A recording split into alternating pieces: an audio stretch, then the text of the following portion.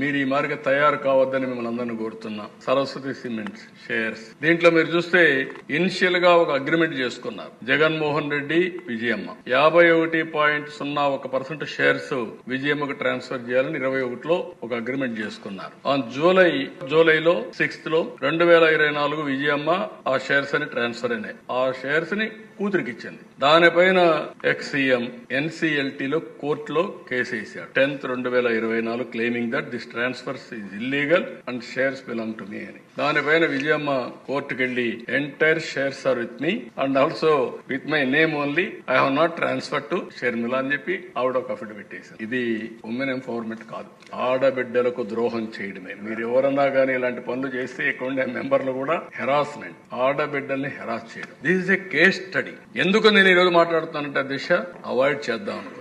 నేను women empowerment మాట్లాడే సమయంలో ఇలాంటి జరిగితే ప్రజా చైతన్యం తేకపోతే నాది కూడా తప్పవుతుందనే ఉద్దేశంతో నేను చెప్తున్నా. ఇలాంటి టాలరబుల్ కాదు.